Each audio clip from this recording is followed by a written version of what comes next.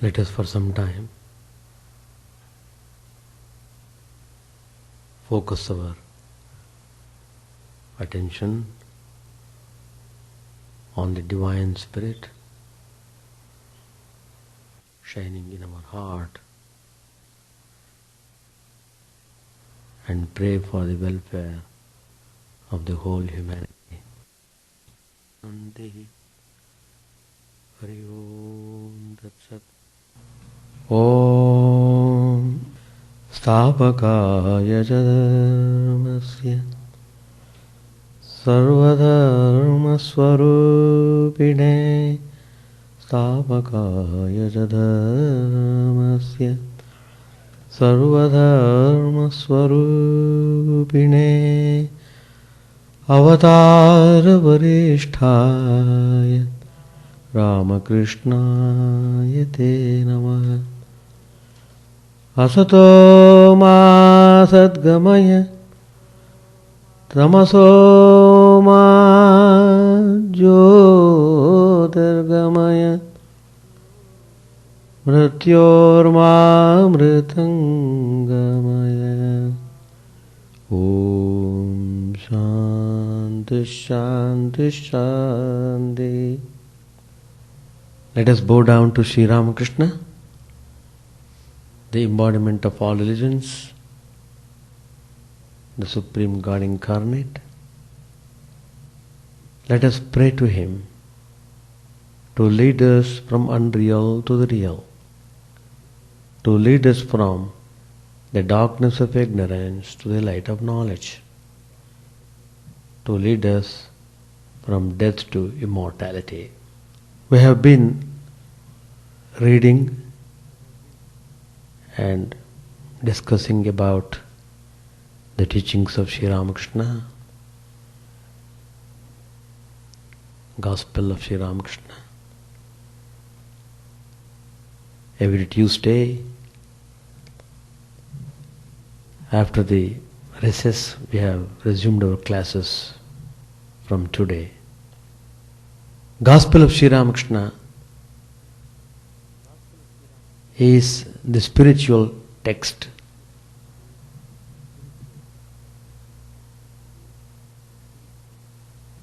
If you study the Gospel, it clears off all the doubts about the spiritual life. You will also come to know the importance of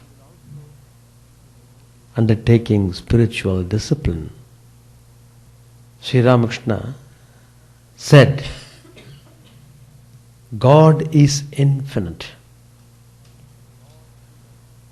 and infinite are the ways to reach Him. What a fine statement. God is infinite. Infinite are the ways to reach Him. So that is the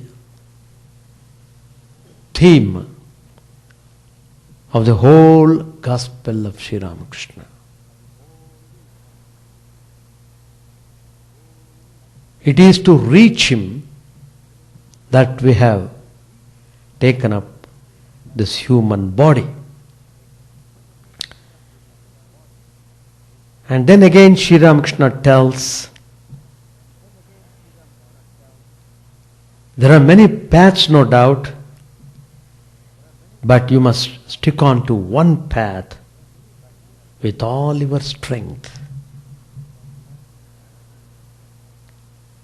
A man can reach the roof of a house by stone stairs, or a ladder, or a rope ladder, or a rope, or even a bamboo pole. But we can't reach the roof if a person sets foot now on one and now on another. He should firmly follow God's path he should firmly follow one path.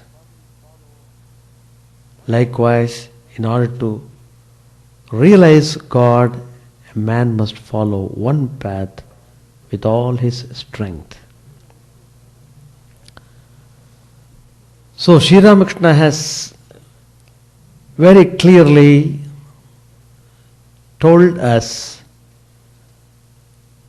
to set on one particular path and continue your spiritual journey with great strength.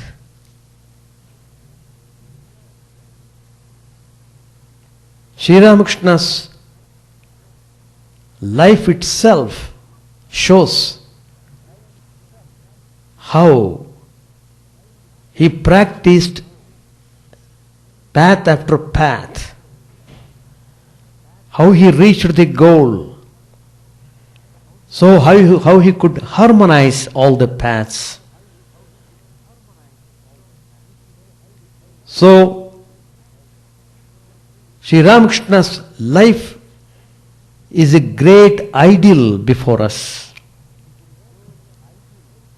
Just if we follow his life, we will be going onward in our spiritual journey. Studying his life is purifying and inspiring. It inspires you to take to spiritual life. It makes you alert. It makes you come towards God.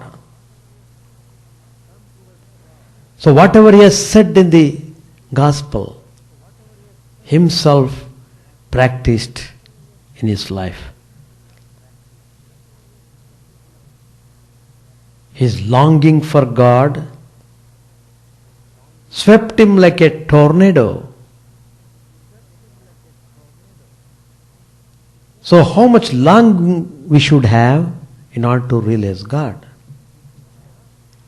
But we are not able to have that intensity of longing because of various factors. The whole mind is not set on the purpose. Mind is distracted in numerous ways. So, it has been difficult to have real longing for God. We say we want to see God, but immediately we say, please make me see God immediately.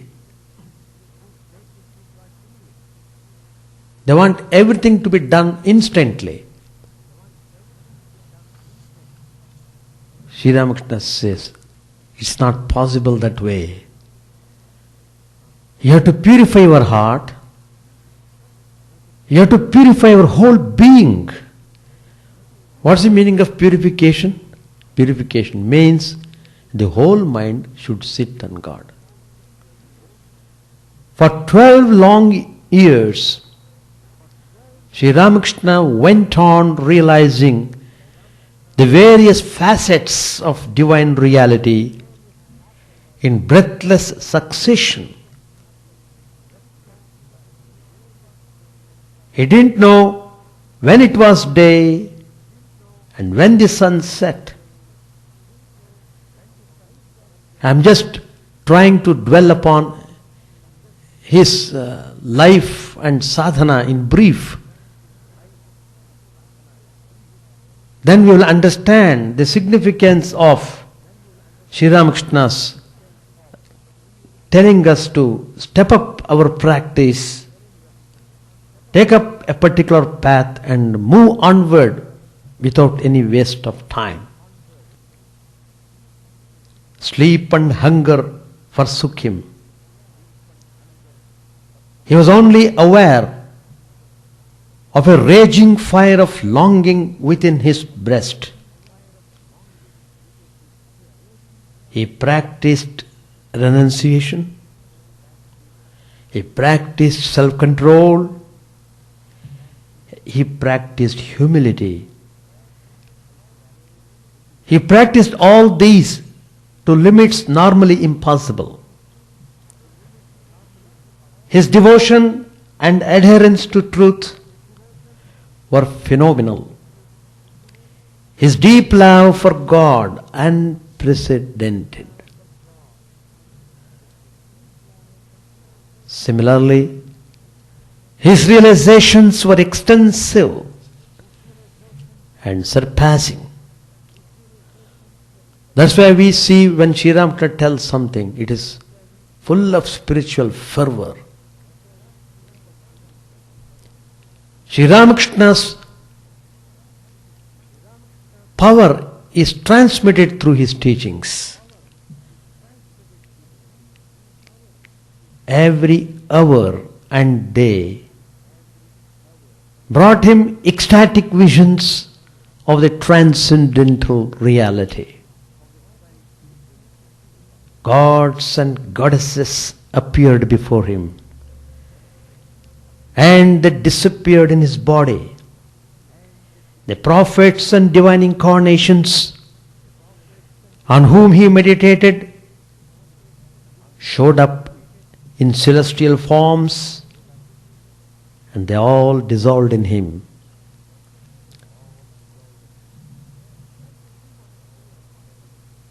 He came to live on a plane where a thin partition separated him from the Absolute or Brahman. And the slightest divine stimulus used to tear the partition and plunge him into samadhi. Every now and then he would immediately get into ecstatic state. Just if you heard a single syllable of the divine name, that was enough for him to rise up very high, and he would lost himself in bliss. For the rest of his life, he taught earnest seekers, trained a band of apostles. He transmitted his powers to them, imperceptibly initiated a major religious renaissance, and then he attained Mahasamadhi in the year 1886. 1836 he was born, 1886 he attained Samadhi. So within this short time, he did tremendous work. He helped the humanity to come towards God. Whatever path you may follow, he gave assurance and hope that each one will reach the goal. Only he should go in his path with love and devotion. Death, whose kingdom is limited to the space-time universe, cannot touch one who is identified with the transcendental truth, the substratum of the space-time universe. As the embodiment of many noble virtues, he stands deathless like the Himalayas with sublime peaks. He has conquered death. Just now I offered my prayer, Asatoma Sadgamaya, Mrityorma Amritangamaya. The main purpose of the life is to conquer death. That means you will know the mystery of death. And such a person can come anytime he wants he can show up himself. Because he is not dead in the sense we use the term. We find in Sri Ramakrishna's life how he appeared frequently to Sri Sharda Devi, the Holy Mother, and assured her that she was not a widow. She did not lose her husband, and that he had merely passed from one room into another, from the room of the sense-bound world to the room of the super-sensuous world. Swami Vivekananda declared that he was only an instrument in his master's hands. He was simply a puppet whose strings were manipulated by deft, invisible hands. He disclosed further that he received in his life marks of Master's grace. Swami Vivekananda said further, Sri Ramakrishna stands behind and gets all this work done by me. It is he who is doing the work. Swami Vivekananda realized this fact. So Sri Ramakrishna is not dead. Physically he may not be present, he may not be visible to us, but he is visible in invisible way. Once a disciple asked Swami Brahmanand, one of the disciples of Sri Ramakrishna, Maharaj, do you mean that Sri Ramakrishna is still living? Swami Brahmananda instantly replied, are you crazy? If he were not alive, why should we lead such a life? Giving up our homes and all our possessions? He is. He is always present. Swami Vivekananda said, Sri Ramakrishna is a force. He should not think that his doctrine is this or that, but he is a power, living even now in his disciples and working in the world. I saw him growing in his ideas. He is still growing. Sri Ramakrishna was both a Jivan Mukta, liberated while alive, and Acharya, the spiritual master of the world. All his disciples declared with one voice that it was a master who was spreading his message himself, and what they themselves did was only nominal. If he was a force then, he is a force even now. For a spiritual force gathers strength even when its physical center disappears. Therefore, Swami Vivekananda saw Sri Ramakrishna as a power working in the world and growing in his ideas. Sri Ramakrishna used to say, he who sincerely prays to God will certainly come here. The divine ideal embodied in him.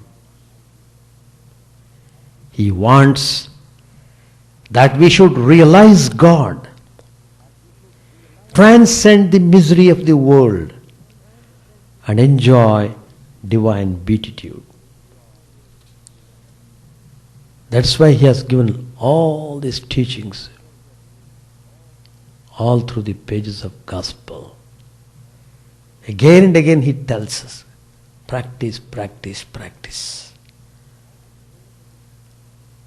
By practice, you can make impossible possible. There is an incident in the Gospel. The master was going in a carriage with Babu Ram and other devotees. He saw everywhere signs of great festivity. The night was dark, but illumined with myriads of lights.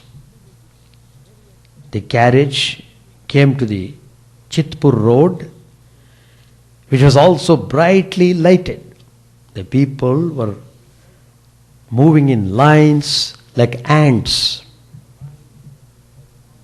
There were nicely decorated stores and stalls on both sides of the road. There were meat stores. There were perfume stalls.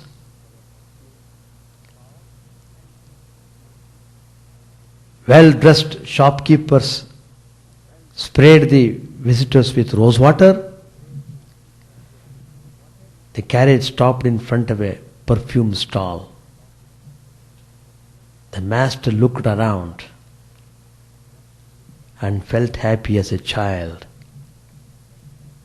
People were talking loudly. Sri Ramakrishna, seeing the whole situation, cried out, "Go forward, move on." He said this with a loud laugh. Babu Ram, one of the disciples of Sri Ramakrishna, and the devotees who were with Sri Ramakrishna at that time, understood that the master wanted them to move forward to God and not be satisfied with their present state. The master's instructions have great import.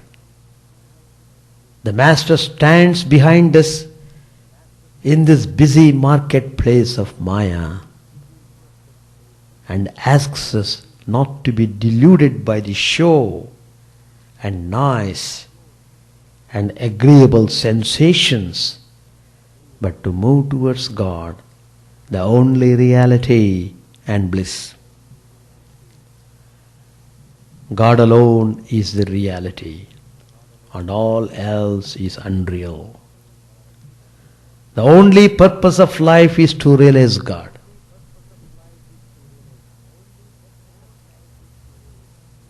The whole purpose of religion has been given in this statement. And himself realized the truth.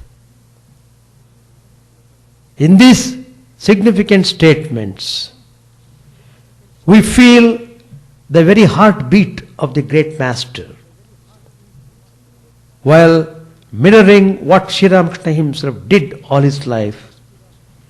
They tell us the essence of the spiritual quest.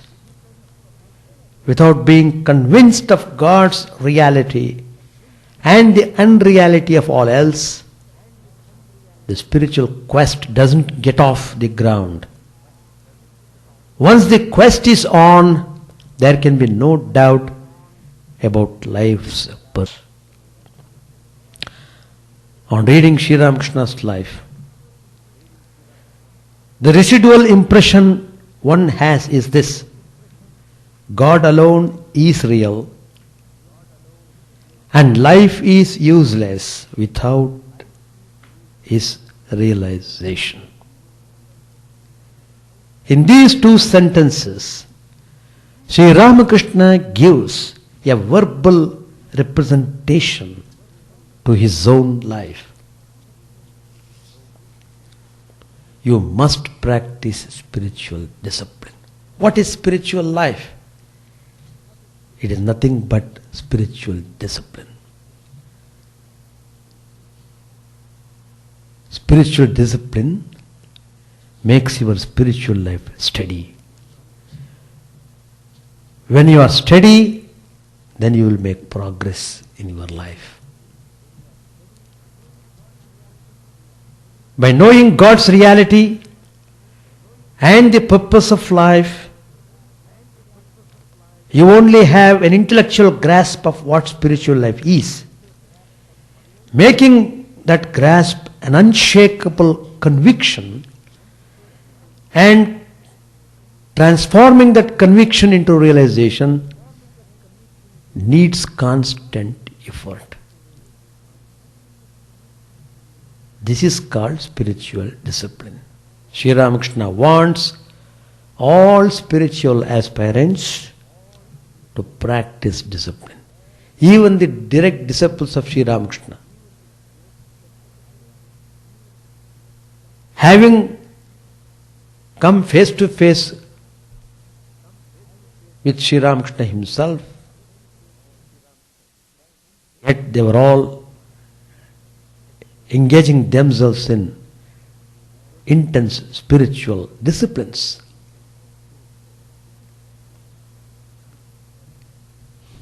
Sri Ramakrishna said, I have done the full quota of spiritual striving. You at least do a fraction. He used to urge his disciples.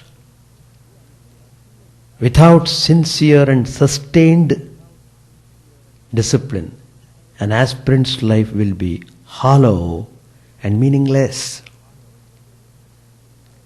Can't one get everything through God's grace? Why practice discipline?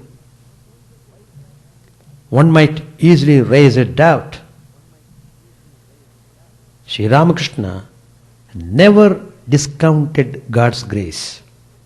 In fact, he very often asserted that without God's grace, one can't realize it.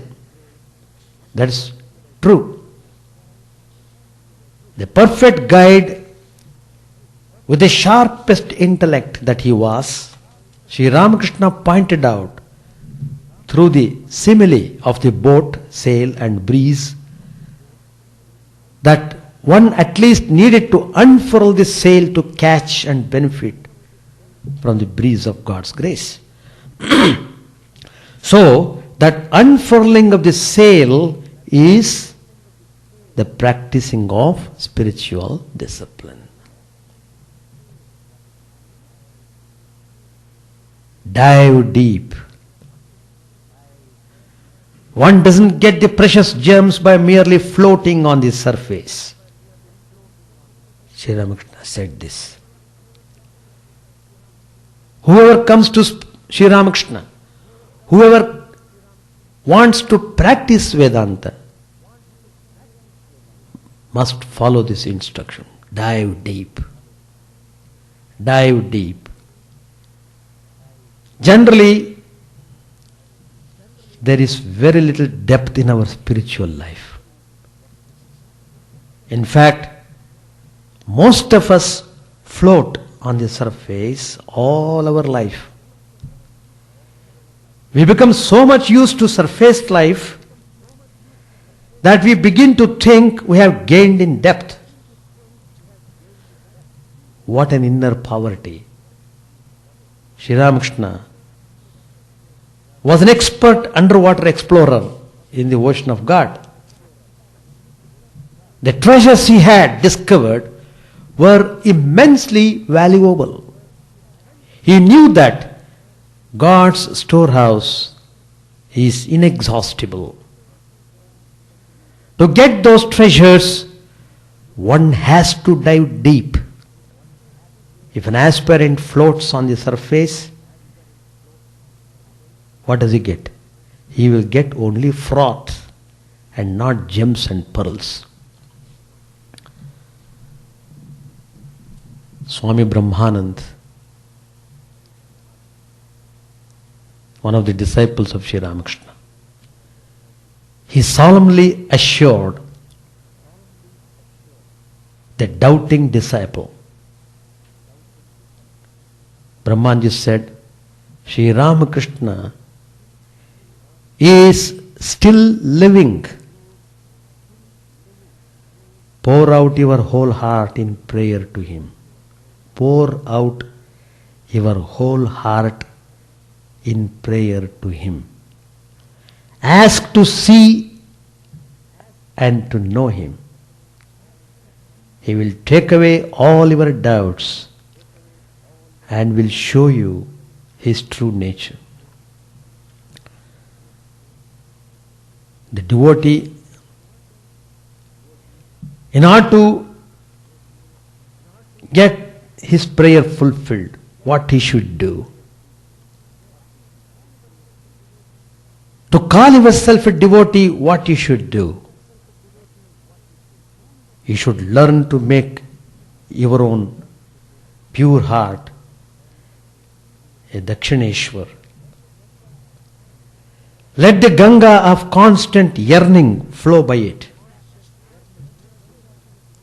Plant and rear the Panchavati, the 5-tree grove of renunciation, devotion, discrimination, faith and truthfulness. 5 in 1. That is Panchavati. You must plant them in your heart in order to become a devotee in this real sense of the term. Thus, prepare the sanctuary of the heart and pray and wait. Pray and wait. Most important. The blissful child of Bhavatarini, the Divine Mother, that is Sri Ramakrishna, will not fail to come and reside in your heart. You will see the glory of Sri Ramakrishna more and more. So what is required is purity of heart. Purity of heart. Purity of heart. So, we have to ask ourselves how far we have achieved this purity. How far we are struggling sincerely towards this end. Are we struggling sincerely? Or yielding to our own weak nature? Behaving in a very erratic way? What kind of life it is? If you have not understood the value of spiritual life, you will not get any benefit by simply living a kind of life. Living a kind of life is not a spiritual life. You must know the life properly,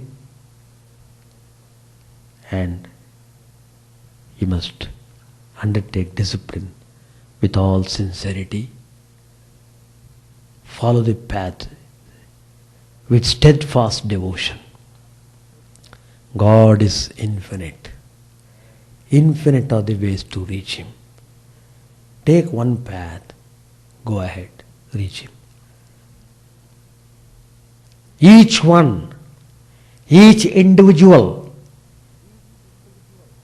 is a part of the whole. Part is always connected with the whole.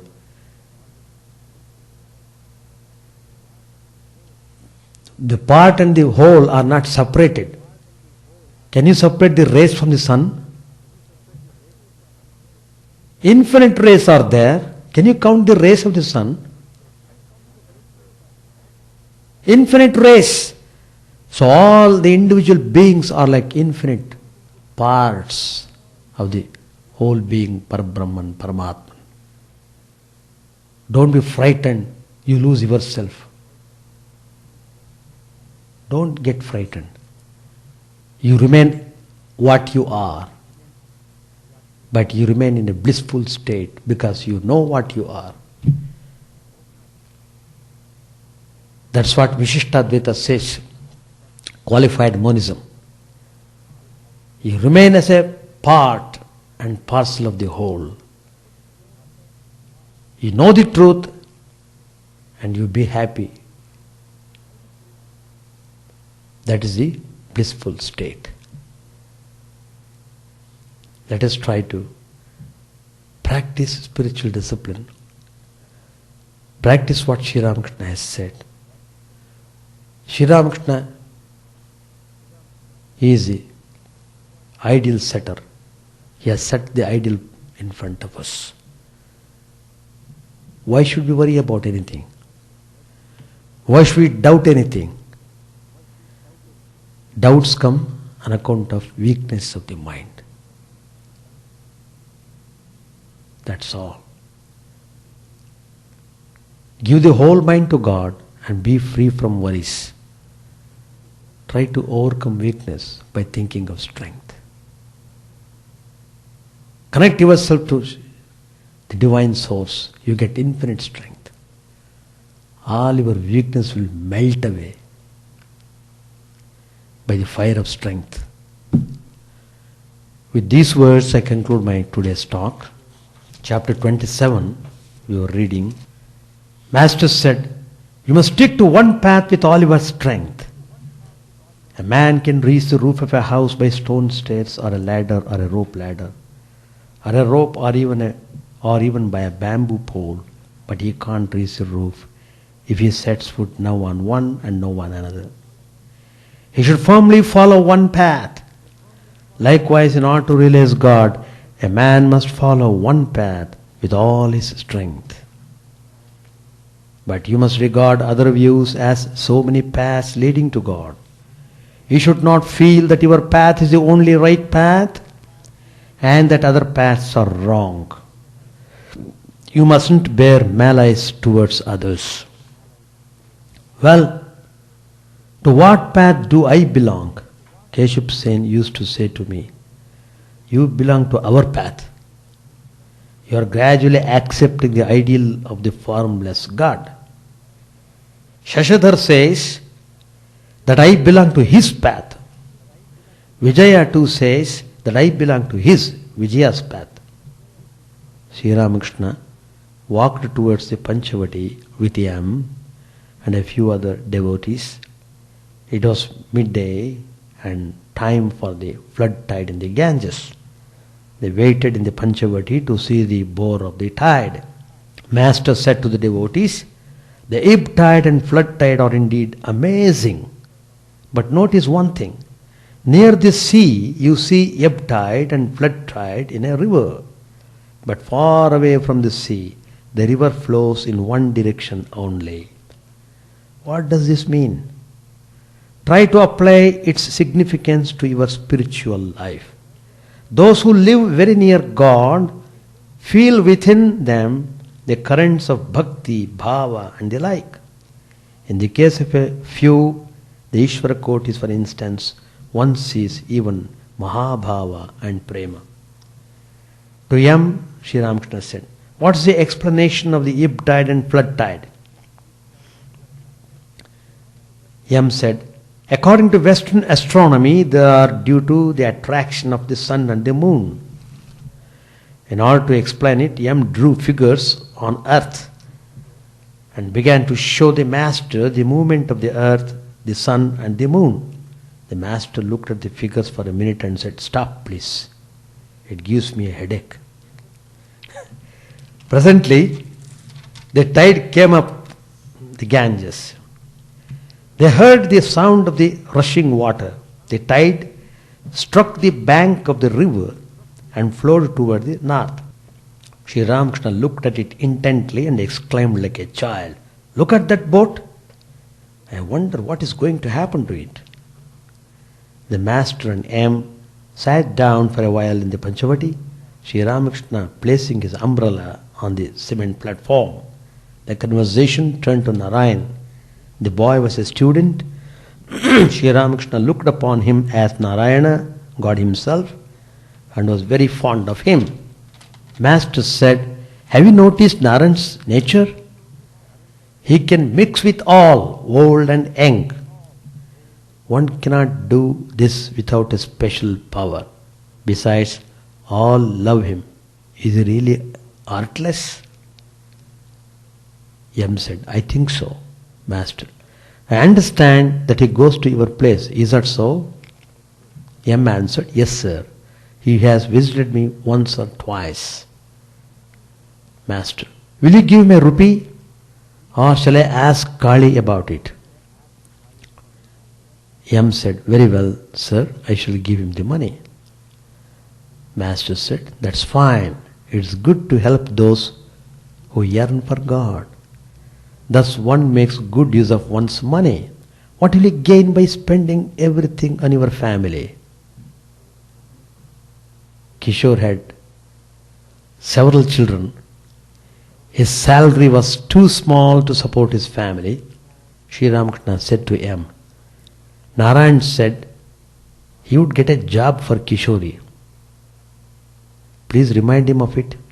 The master walked away in the direction of the pine grove. Returning to the Panchavati, he said to M, please ask someone to spread a mat outside my room. I shall lie down a few minutes. I am coming presently. When the master returned to his room, he could not find his umbrella and exclaimed, you have all forgotten the umbrella? The busybody doesn't see a thing even when it is very near him. A man went to a friend's house to light the charcoal for his smoke, though all the time he had a lighted lantern in his hand. Another man looked everywhere for his towel.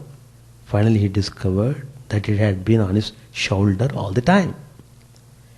It was about 1 o'clock in the afternoon. The master ate the prasad from the Kali temple. Then he wanted to rest a while, but the devotees were still sitting in his room. They were asked to go out, and then the master lay down. He said to Baburam, come here, sit near me. Baburam answered, I am preparing betel leaf. The master said, put your betel leaf aside. The devotees sat under the bakul tree in the Panchavati. Tarak, who had just returned from Vrindavan, told them stories of his visit. A little later, Sri Ramakrishna was seated again on his couch, the devotees sitting on the floor. Shyam Das was singing with his party. He sang of the gopis' grief at the separation from Sri Krishna. Dry as a desert seemed the happy lake to them. The Chatak died of thirst, gazing toward the clouds. The master became somewhat abstracted, but the musician could not create a spiritual atmosphere. Sri Ramakrishna asked Nabai of Konnagar to sing a kirtan. Nabai was Manmohan's uncle. He lived on the bank of the Ganges, devoting his time to prayer and meditation, and was a frequent visitor of Sri Ramakrishna at Dakshineshwar. Nabai began the kirtan in a loud voice. The master left the couch and began to dance. Immediately, Nabai and other devotees began to dance around him. The atmosphere became intense with spiritual fervor. We shall stop here. Yes, any questions from your side? No, that is God's grace. Sri Ramakrishna is telling God's grace is there, no doubt, but you must unfurl the sail. Unfurling the sail is important. That means you have to struggle a little bit. Sri Ramakrishna said, I have done most part of the discipline, you do fraction of it. You will get everything. So what he meant is that we should engage in spiritual sadhana, discipline, to acquire the spiritual knowledge, to realize the truth. That's what he meant. Because when God's grace is there, why should we do anything? If everything happens by the God. That's what he said. Ananta has got various meanings. Ananta, I told, Ananta means infinite, endless. God's glories are infinite. That's called Ananta. There is a serpent by the name Ananta, Anantanag. That's also there. So God's manifestations are there in innumerable ways. That's why Sri Ramakrishna could see various forms of gods and goddesses. and somebody asked whether these gods and goddesses, are they true? Then Sri Ramakrishna said, do you see all these people, how do you feel all these people, are they true? Yes, I am seeing them. So in the same way, if this is true, that's also true. So, the whole creation is like that. There are so many things, so many mysteries are there. God's glories are infinite. That's the meaning of telling that. Yeah, Ananta, either he can refer to the Paramatma, Parabrahman, or the Ananta can be referred to a particular manifestation of God. In either way, it can be done. It depends upon in what context it is used. In some rituals it is used as particular manifestation of God. When you come to the Upanishadic way, it deals with the infinite knowledge, the infinite nature of God. Satyam Jnanam Anantam Brahma. That is the Upanishad. Brahma is defined as Ananta. See, Vishwarupa, see, God can manifest in any way he wants. So, he can be seen as Vishwarupa because Lord Krishna revealed his Vishwarupa to Arjuna, to his mother Yashoda. And chapter 11 deals with Vishwarupa Darshana Yoga. What is Vishwarupa? The whole world was seen in his divine form. That is Vishwarupa. Anything else? So grace is always there, but to know the grace, to know the mystery of grace, you must have done some spiritual practice. Then only you will recognize the meaning of grace and you will appreciate the value of grace. Otherwise, grace means nothing. Do you mean to say if all your desires are satisfied, that means God is showing grace? Sri Ram, the Lord Krishna says in the Bhagavad, if I have to show grace to a person, I remove all his possessions first. I make him beggar. That is, I make him to depend on me totally. I remove all the things from him. That is the first sign of grace he shows to the devotee. From that point of view, the man who is totally attached to the possessions, he can't understand the value of that grace. That's the point. And there was a great devotee, his name was Sudama, very great devotee, a friend, he was a friend of Lord Krishna in his younger days. Later on he became a great devotee of Lord Krishna.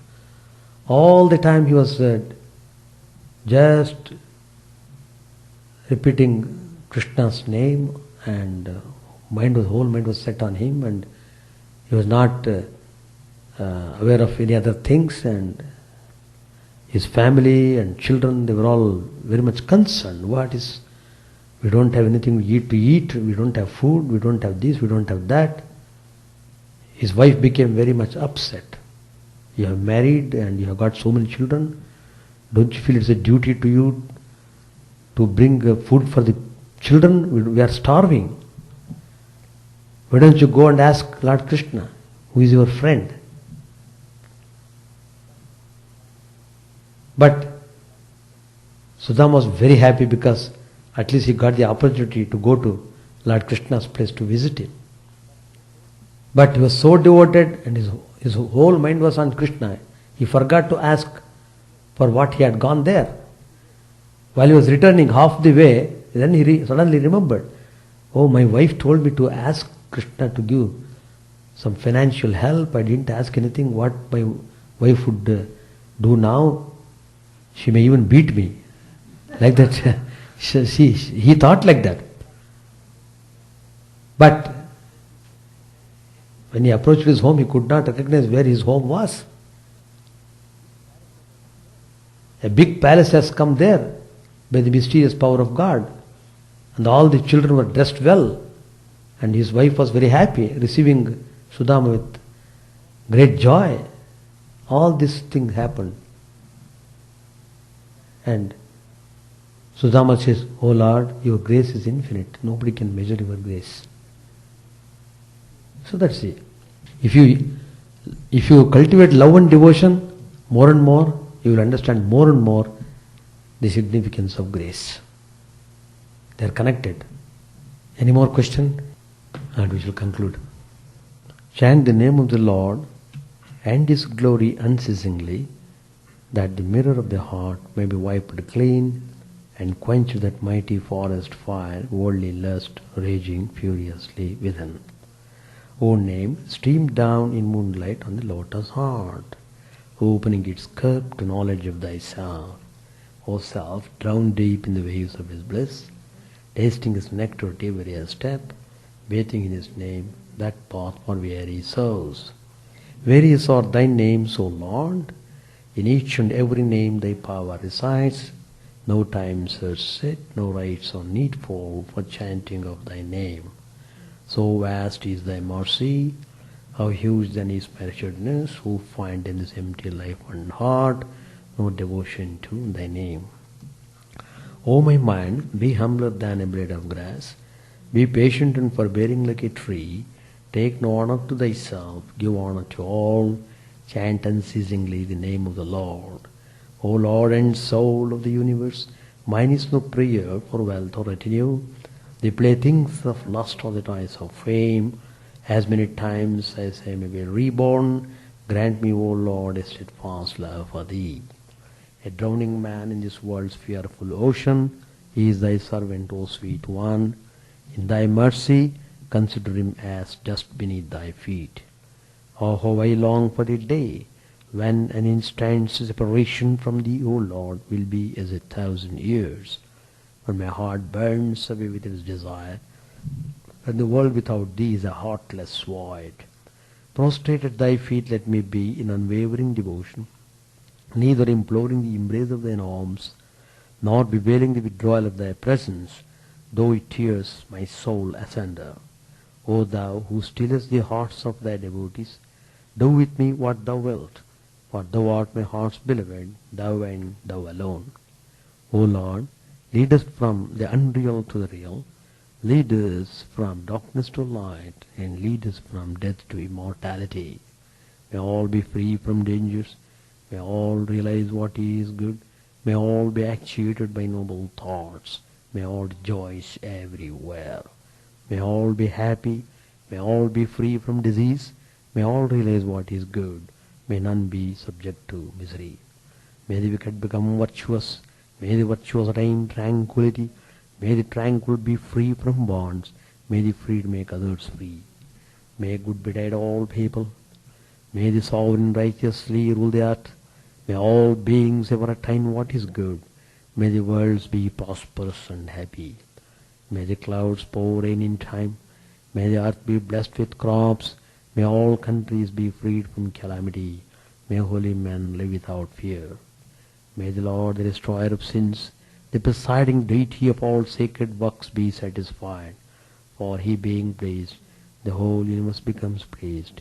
He being satisfied, the whole universe feels satisfied.